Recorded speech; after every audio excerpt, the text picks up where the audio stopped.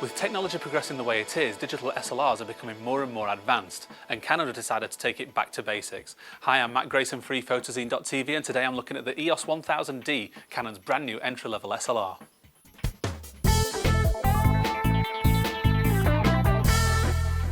When Canon released the EOS 450D, it was a direct replacement to the EOS 400D. The 1000 is a bit of a kind of sprout off from the 400, so it's still got the same 10 million pixel CMOS sensor as the 400. It's only got 7-point AF system though, instead of the 9-point AF that you'd find on the 450D. The raw images only convert at 12-bit instead of 14-bit, and there's no spot metering. What it has got over the 400D though is the new Digic 3 processor. It's also got live view and a dust removal system. So let's take a quick look around the camera. The camera comes with the 18-55 image stabilizing lens, which was first introduced on the EOS 450D. To activate the image stabilizing is just simply by flicking the switch that you'll find on the lens barrel. The autofocus and manual focus switch is found just above it.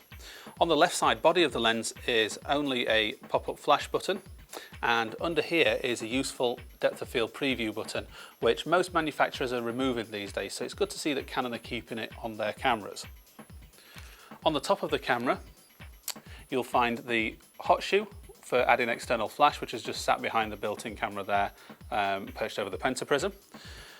The mode dial, which is Canon's best shot dial, they introduced that onto SLRs several years ago. Every single manufacturer has employed it since then because it's so easy to use. Modes you'll find on there will be things like manual and aperture priority, which Canon signifies AV, TV, which is shutter priority, and P for program, and the green box for auto. Program and auto are roughly the same. The camera does everything for you. But what you find is when you go into the menu system, the program mode will give you more freedom. It'll release more things for you to change in the menus. Some program modes just below that, such as portrait, landscape, sports, macro, are available on there as well, and just flicking them around onto there gets the camera set up into those scenarios for you. The power switch is just underneath to switch on or off. The 1000D is similar to the 450D in which it has an ISO dedicated button. That button will just go into the ISO menu, allowing you to choose the sensitivity of the camera, and which is manipulated by the wheel there, or you can use your navigation pad on the back. This wheel is also for adjusting things like the aperture and aperture priority, the shutter and shutter priority, and also the aperture and shutter speed in manual. If you want it will be automatically dedicated to shutter in manual. So to change the aperture, you have to press the AV button there, hold it down, and then move the wheel around, and that will change the aperture for you. The shutter release button is sat right on the front here on a little concaved area, which allows you to stick your finger into and keep it nice and comfortable with your thumb resting on the thumb area there. We're now going to go out on location with the camera to see exactly what it can do for us. We've come out to a local boating lake with the EOS 1000D, show you some of the features that are available to it. The first one I'm going to show you is live view. Now what you have to bear in mind with this model is that live view isn't enabled as a default. You have to actually go into the menu and switch it on. Then you also have to switch on the focusing, which is a little bit of a mess around, but you know, you've got an active autofocus and you've also got a contrast detect autofocus, which can both be chosen within the menu system. So if I just take the camera off my tripod here and show you this. So we've got the back of our camera here. We hit menu to go into the menu system. We'll then scroll along to the second spanner setup option, and there you can see live view function settings, which is circled. If it's not, then just scroll down using your navigation pad. Going into there, you're going to choose live view shoot and go to enable. That then switches live view on. Once you come out of the menu there, just hitting set will get live view moving. You can see there your metering square. This rule of thirds grid I've also enabled in the same menu, which you just have to go into the grid menu option. Going back into the menu, you need to then go over to custom functions, and number 7 is your live view. Now you need to go to disable and then change that to either quick mode or live mode. Quick mode has this small square here. Now you can zoom in using your button in the top right corner here.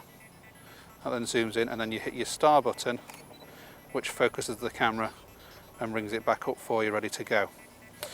The menu again changing this to live mode.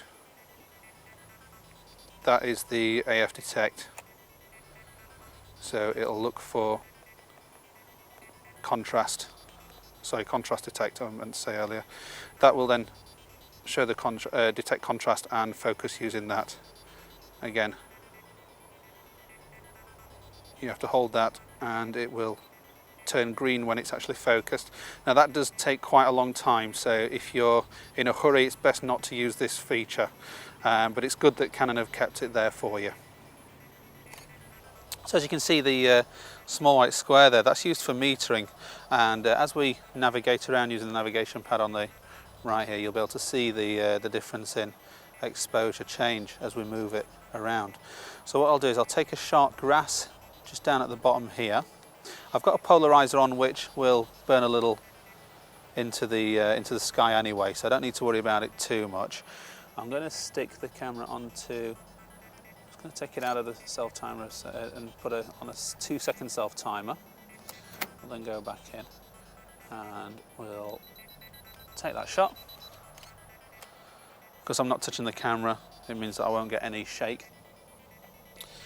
We're then going to move the metering square over to the far right. Now there's some dark area of trees over here, so this should give a little bit more light into the rest of the image. So we'll expose from there. There we go. And then finally, to show you how it works on the images, we'll take a shot from the sky. Now bear in mind this is not focusing on the sky here.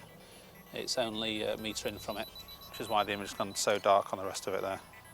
So there we go.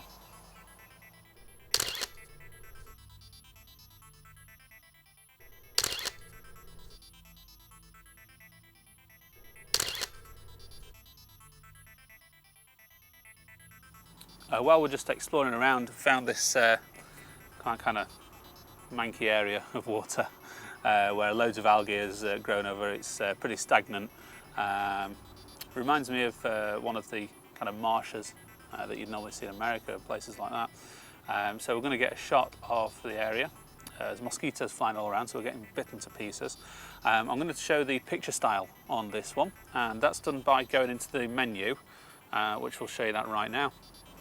Okay, so the picture styles are found using this icon here, which is on this button here on the navigation pad. So we press that button there, and you'll see these different options here for you. So we've got standard, which is what you'll use for general shooting, portrait, landscape, neutral, faithful, monochrome, which is obviously black and white, and you get 3 user-defined ones as well for quick access to your own setup. Now you'll notice these icons here, they do change depending on which setting you go on to, and they're for different things like contrast, saturation, hue and sharpness.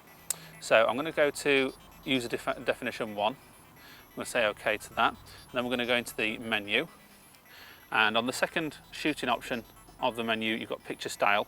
It's already set to your user defined option there, so say OK, and then under here it says display detail set. So display basically goes into the detail of the user defined option, so we say OK to that. Scrolling down, you can change the sharpness from 0 to 7. Your contrast, you've got 0 in the middle with minus and plus, so you can take contrast away or increase it. We've got the saturation, which I'm going to increase, so we say OK and then bang it up a little there. Say OK. Colour tone, I'm going to leave alone.